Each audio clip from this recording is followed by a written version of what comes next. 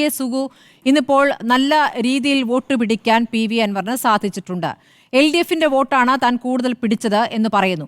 അതിൽ എത്രത്തോളം യാഥാർത്ഥ്യമുണ്ട്? ഇപ്പോൾ അഡ്വക്കേറ്റ് അരുൺകുമാർ പറഞ്ഞു കേട്ടല്ലോ, ഞങ്ങളുടെ അടിസ്ഥാന വോട്ടുകൾ അവിടെ നിൽക്കുകയാണ്. ഈ പറഞ്ഞ 2006 നിന്ന് അല്പം മാറ്റം വന്നിരിക്കാം, പക്ഷേ ഞങ്ങളുടെ അടിസ്ഥാന വോട്ടിൽ ഇളക്കം തട്ടിക്കാൻ PV അൻവറിന് സാധിച്ചിട്ടില്ല. അൻവറിന്റെ വോട്ട് പിടിച്ചു, അപ്പുറത്ത് UDFന്റെ വോട്ട് പിടിച്ചു, CPMന്റെ വോട്ട് പിടിച്ചു. അപ്പോൾ അങ്ങനെ പറഞ്ഞ് സമാധാനിച്ച് പിരിയാവുന്ന ഒരു കണക്കാണോ ഇത്?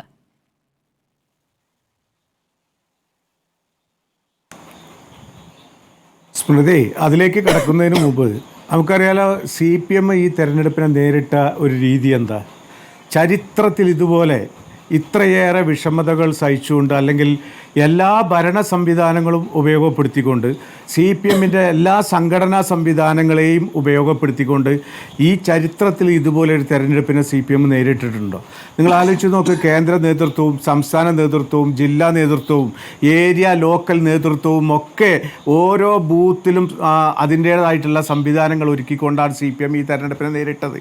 എന്തിനു വേണ്ടിയായിരുന്നു? സ്വരാജിൻ്റെ സ്ഥാനാർത്ഥിത്വം തന്നെ നമുക്കറിയാലോ, CPMനെ അവതരിപ്പിക്കാൻ പറ്റാവുന്ന ഏറ്റവും വലിയൊരു മുഖമായിട്ടാണ് സ്വരാജിനെ അവതരിപ്പിക്കുന്നത്. ആ സ്വരാജിനെ അവതരിപ്പിക്കുമ്പോൾ CPMൻ്റെ കാഴ്ചപ്പാട് എന്തായിരുന്നു? ആ സ്വരാജിനെ ഈ തരത്തിലുള്ള സംഘടനാ സംവിധാനങ്ങൾ മുഴുവൻ പ്രവർത്തനക്ഷമമാക്കിക്കൊണ്ട് സ്വരാജിനെ വിജയിപ്പിച്ചെടുക്കുന്നത് വഴി രണ്ടാം പിണറായി സർക്കാരിനുള്ള ഒരു പൊൻതൂവലാക്കി സ്വരാജിൻ്റെ വിജയം മാറ്റാം എന്നുള്ളൊരു വ്യാമോഹമായിരുന്നു CPMനുണ്ടായിരുന്നത്. അത് നമ്മൾ തെരഞ്ഞെടുപ്പിൻ്റെ പല ഘട്ടങ്ങളിലും CPMൻ്റെ നേതാക്കൾ നമ്മൾ ഈ ഭരണത്തിൻ്റെ വിലയിരുത്തലാവും എന്ന് നമ്മൾ പറയണമെന്ന് കേട്ടിട്ടില്ലേ? പക്ഷേ അവിടെ അന്നൊക്കെ ഈ PV അൻവർ രണ്ടാം പിണറായി സർക്കാരിനെതിരെ ഉയർത്തിയിട്ടുള്ള വാദമുഖങ്ങൾ ശരിയാണെന്ന് സമ്മതിക്കാനുള്ള വൈഷമ്യം കൊണ്ട് PV അൻവർ ആരുമല്ല, PV അൻവറിൻ്റെ കൂടെ ആരുമില്ല, PV അൻവർ ഒറ്റപ്പെട്ട ശബ്ദമാണ് എന്ന് ആക്കി തീർക്കാൻ ശ്രമിച്ചതിൻ്റെ പരിണിത ഫലമാണ് ഈ തെരഞ്ഞെടുപ്പിൽ സ്വരാജിൻ്റെ തോൽവി. നമുക്കറിയാലോ, CPMൻ്റെ സംഘടനാ രീതി അനുസരിച്ച് ആ തെരഞ്ഞെടുപ്പിലുണ്ടായിട്ടുള്ള പരാജയത്തെ സംബന്ധിച്ച് വിവിധ ഘടകങ്ങൾ ചർച്ച ചെയ്യും. ആ ചർച്ച ചെയ്തതിൻ്റെ അടിസ്ഥാനത്തിൽ പരാജയത്തിൻ്റെ യഥാർത്ഥ കാരണം കണ്ടെത്തി അത് തിരുത്തുന്നതിനാവശ്യമായിട്ടുള്ള നടപടിക്രമങ്ങളിലേക്ക് പാർട്ടി കടക്കും. ഇന്ന് രാവിലെ മുതൽ എന്താ കേൾക്കുന്നത്?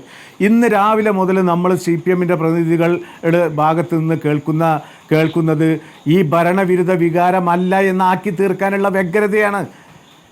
PV അൻവറിനെ സംബന്ധിച്ച് നമുക്കറിയാം, PV അൻവർ ഇടതുപക്ഷത്തിൻ്റെ സ്ഥാനാർത്ഥിയായി വരുന്ന ആ സമയത്ത് ഏകദേശം 7000-ഓളം വോട്ടാണ് PV അൻവറിൻ്റേതായിട്ട് നമുക്ക് ആ തെരഞ്ഞെടുപ്പിലെ വിജയത്തിൽ 2016 തെരഞ്ഞെടുപ്പിൽ കാണാൻ വേണ്ടി കഴിയുള്ളൂ.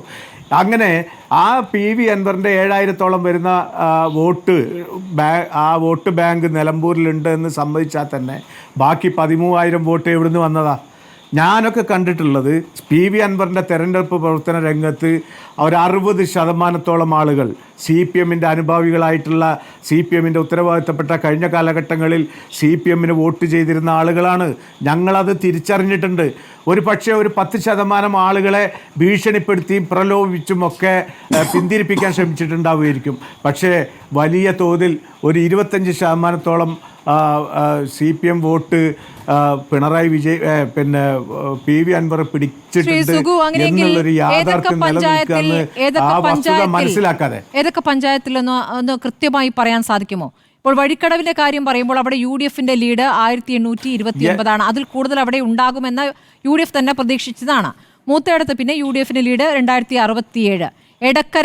എടക്കരയിൽ വോട്ട് പിടിക്കുമെന്ന് കരുതിയിരുന്നല്ലോ. അവിടെ VV പ്രകാശ് ഫാക്ടർ പറഞ്ഞെടുത്തിടത്ത് 1170 വോട്ടിന്റെ ലീഡാണ് UDFനുള്ളത്.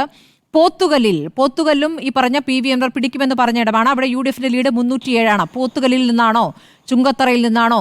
നിലമ്പൂർ നഗരസഭയിൽ നോക്കൂ. നഗരസഭയിൽ ഈ LDFന് അവിടെ ഭരണം നേടിക്കൊടുത്തത് ഞാനാണ് എന്ന് PV അൻവർ പറഞ്ഞിരുന്നു. 4 നിന്നും എണ്ണം ഉയർത്തിയത് ഞാനാണെന്ന് പറഞ്ഞിരുന്നു. ഇപ്പോൾ അവിടെ നോക്കൂ, 3967 വോട്ടിന്റെ ലീഡ് UDFനാണ്. അപ്പോൾ എവിടെ നിന്നൊക്കെയാണ് അൻവറിന് വോട്ട് കിട്ടിയിരിക്കുന്നത്? അല്ല, അൻവറിന് വോട്ട് കിട്ടിയത് നമ്മൾ ഒന്നാമത്തെ ബൂത്ത് മുതൽ 263-ാമത്തെ ബൂത്ത് വരെ പരിശോധിച്ചാൽ നമുക്ക് കാണാൻ വേണ്ടി കഴിയുന്ന കാര്യങ്ങളാണ്. 200-ഓളം അടുത്ത് വരുന്ന വോട്ട് കിട്ടിയ സ്ഥലങ്ങൾ അതൊക്കെ നമുക്ക് കാണാൻ വേണ്ടി കഴിയുന്നതല്ലേ. സ്മൃതി, ഇവിടെ ആലോചിച്ച് നോക്കൂ, ഇടതുപക്ഷത്തിൻ്റെ നിലവിലുള്ള ഭരണ സംവിധാനങ്ങൾ നിലനിൽക്കുന്ന തദ്ദേശ സ്വയംഭരണ സ്ഥാപനങ്ങളിൽ എന്തേ CPM മുന്നോട്ട് പോകാൻ വേണ്ടി കഴിയാതിരുന്നത്? കഴിഞ്ഞ കാലഘട്ടങ്ങളിൽ ഇടതുപക്ഷത്തെ പിന്തുണച്ച പ്രദേശങ്ങൾ എന്തേ ഈ പ്രാവശ്യം ഇടതുപക്ഷത്തെ പിന്തുണയ്ക്കാതെ പോയത്? ഇതൊക്കെയല്ലേ വസ്തുത നമ്മൾ മനസ്സിലാക്കേണ്ടത്.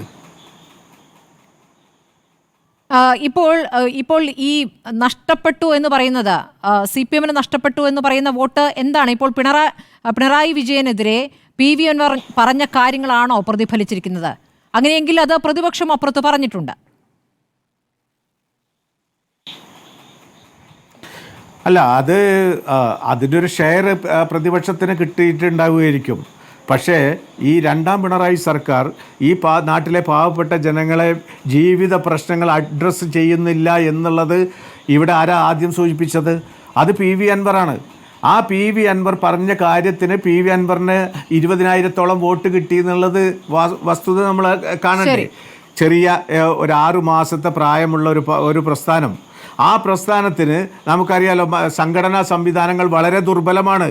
ആ ദുർബലമായ സംഘടനാ സംവിധാനത്തിൽ നിന്ന് ഒരു വോട്ടറെ സംബന്ധിച്ച്, ഒരു വോട്ടറെ നേരിട്ട് പോയി കാണുന്നതിനുള്ള പ്രവർത്തകരുടെ ലഭ്യത ഇല്ലാത്ത ഒരു പ്രസ്ഥാനം, ആ പ്രസ്ഥാനത്തിന് PV അൻവറിൻ്റെ ഒരു ആഹ്വാനം മാത്രം ആ സോഷ്യൽ മീഡിയ വഴിയും പത്രമാധ്യമങ്ങൾ വഴിയുമൊക്കെ ഈ തരത്തിൽ ഈ PV അൻവർ ഈ രണ്ടാം പിണറായി സർക്കാരിൻ്റെ പ്രവർത്തനങ്ങളെ കുറിച്ച് ബോധ്യപ്പെടുത്തിയിട്ടുണ്ടെങ്കിൽ അത് വോട്ടായി വന്നിട്ടുള്ളത്, അതിൽ മഹാഭൂരിപക്ഷം വോട്ട് ഞങ്ങൾക്ക് വന്നു എന്ന് തന്നെയാണ് ഞങ്ങളുടെ വിശ്വാസം. ശരി.